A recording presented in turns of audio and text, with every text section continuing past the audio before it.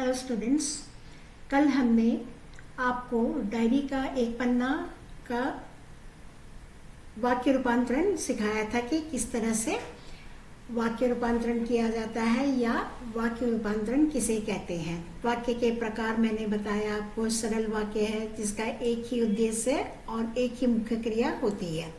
दूसरा मैंने ये बताया था कि संयुक्त कौन सा होता है, संयुक्त जिसमें और एवं या अथवा इसलिए किंतु परंतु आपको जॉइनिंग वर्ड्स या योजक शब्द मिलेंगे।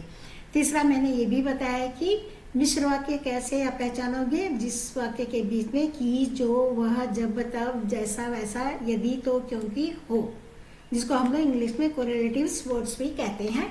तो इस तरह से सरल वाक्य में एक ही मुख्य क्रिया होगी और संयुक्त वाक्य का बीच में आपको और एवं तथा या अथवा इसलिए परंतु लेकिन मिलेगा।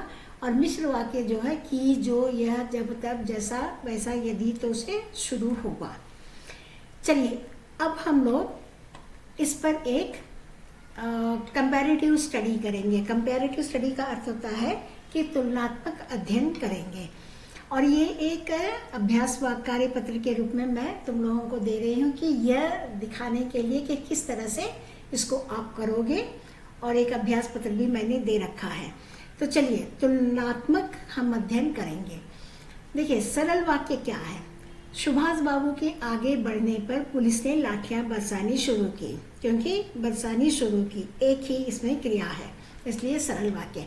अब इस सरल वाक्य को जब हम संयुक्त वाक्य में बदलेंगे तो मैंने पहले ही आपको कह दिया था कि संयुक्त वाक्य में आपको इन सब योजक को लगाना जरूरी है वाक्य के अनुसार।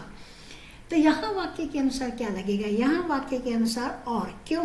क्योंकि देखिए पहला सेंटेंस जो है सुभाष बाबू आगे बढ़े, ठीक।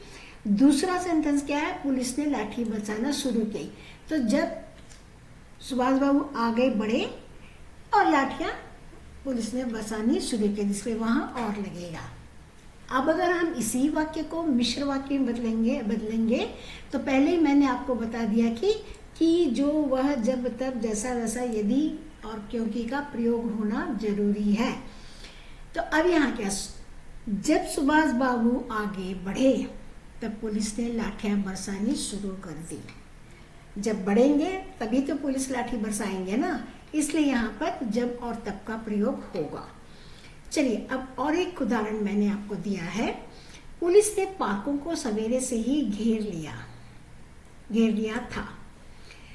अब यहाँ भी आपको और का ही योजक शब्द लगाना पड़ेगा। क्यों? क्योंकि देखो सवेरा हुआ, ओके, पुलिस ने पार्क को घेर लिया, दो है। तो जब सवेरा हुआ और क्या किया पुलिस ने पार्क को घेर दिया, इसलिए यहाँ भी और का ही प्रयोग होगा। अब यहाँ पर मिश्र वाक्य कैसे होगा, देखिए पहले में हमने जब और तब का प्रयोग किया, लेकिन अभी दूसरे में हम जैसे वैसे का प्रयोग कर रहे हैं। क्यों? क्योंकि देखिए जैसे ही सवेरा हुआ तो क्या हुआ, वैसे ही पुलिस ने पार्क को घेर लिया, इसलिए यहाँ पर जैसे ही और वैसे ही का प्रयोग किया गया। अब तीसरा फिर और एक मैंने आपको दिया है।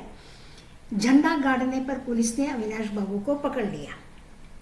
यहाँ भी आपको दो अलग अलग सेंटेंस मिल रहे हैं। अविनाश बाबू ने झंडा गाड़ा और फिर उन्होंने क्या किया और फिर क्या हुआ और फिर पुलिस ने उन्हें पकड़ लिया, करेक्ट। तो यहाँ पर हमने और का प्रयोग किया। इस तरह आप अपने से प्रश्न करके और, क्योंकि, कि, इसलिए ये सब लगाना आपको अपने आप आ जाएगा। ये सिर्फ और सिर्फ प्रैक्टिस पर निर्भर है। अब देखिए यहाँ पर जैसे ही, यहाँ देखिए पहले में जब तब, दूसरे में जैसे वैसे ही। अब फिर से मैंने एक इसको यहाँ दिया जैसे ही। क्यों जैसे ही? अविनाश बाबू ने झंडा गाड़ा, करेक्ट। तो वैसे ही क्या हुआ, जैसे ही उन्होंने झंडा गाड़ा क्या कर लिया, वैसे ही उन्हें पकड़ लिया गया।